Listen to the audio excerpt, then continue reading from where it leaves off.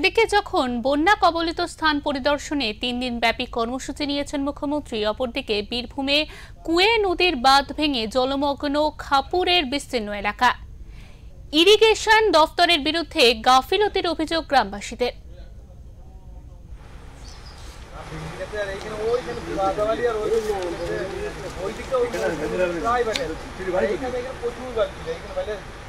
তখন বাঁধ ওখানে বাঁধ দেয়, আমরা তখন বলেছিলাম ওখানে একটা ছোটখাটো বাঁধ ভেঙে আছে, আপনারা একটু নজর দেন।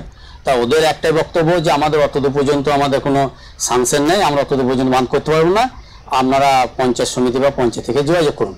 আমরা সেই অনুযায়ী আমরা পঞ্চায়েতকে বা পঞ্চায়েত সমিতিকে জানিয়েছি এবং আমাদের সাইনরা আছেন, উনি চেষ্টা খুবই করেছেন এবং উনি বলেছেন যে এক কাজ করো, তাহলে তোমরা একটা দরখাস্ত লিখে পঞ্চায়েতে বা পঞ্চায়েত সমিতিতে দিয়ে বা জেলা পরিষদে দিয়েছো, আমরা সেই মধ্যে করেছি। কিন্তু ইরিগেশনকে আমরা বারবার বলছি যে আপনারা অন্তত যে ভাঙনটুকু আছে আপনারা একবার দেখুন, আপনারা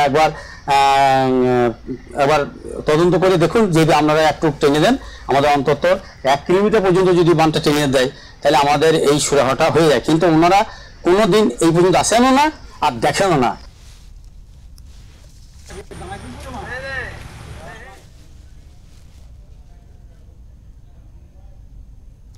বাঁধ ভেঙে বিপত্তি কুয়ে নদীতে। লাভপুর ব্লকের ঠিবা অঞ্চলের খাপুর এলাকায় কুয়ে নদীর বাঁধ ভেঙে প্লাবিত হয়েছে বিস্তীর্ণ গ্রামাঞ্চল। স্থানীয় ঠিবা গ্রাম পঞ্চায়েতের উদ্যোগেই নির্মিত হয়েছিল এই নদী বাঁধ, তবে যথাযথ রক্ষণাবেক্ষণের অভাবেই এই দুরবস্থার সৃষ্টি হয়েছে বলে অভিযোগ।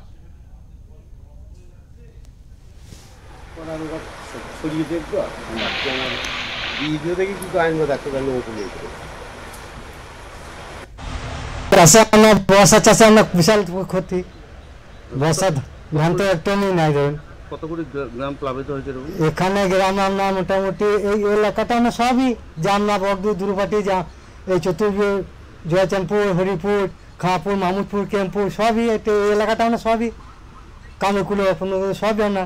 প্রশাসনের তরফে কোনো কিছু পেয়েছেন আপাতত সাহায্য? না, এখন পর্যন্ত আমরা কিছু পাওয়া যায়নি।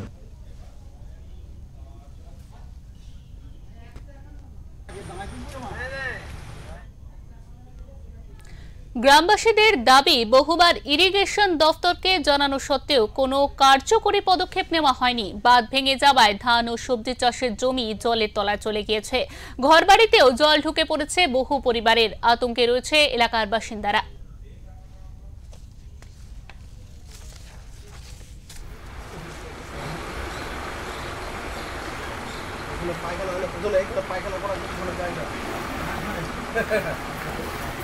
বাঁধটা ভেঙেছে ধরুন গত পরশু দিন থেকে ভয়াবহ রূপ নিয়েছে। গত বছর থেকে সামান্য ভেবেছিল, তা আমরা বারবার পঞ্চায়েতকে জানানোর পর ওরা তো ইরিগেশনের হাতে তুলে দিতে বলছে।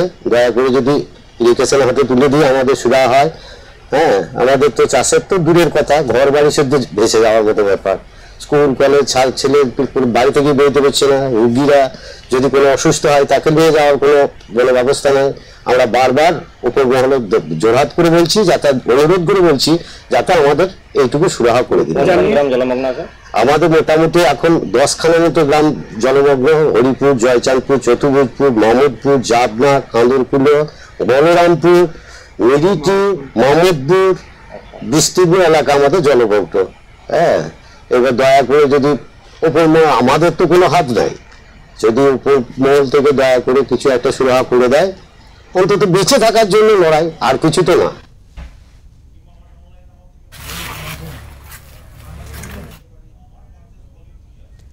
যদিও স্থানীয় প্রশাসনের পক্ষ থেকে ত্রাণ শিবিরের আয়োজন করা হয়েছে, গ্রামবাসীরা দ্রুত সরকারি হস্তক্ষেপ এবং শক্ত বাঁধ নির্মাণের দাবি জানিয়েছেন।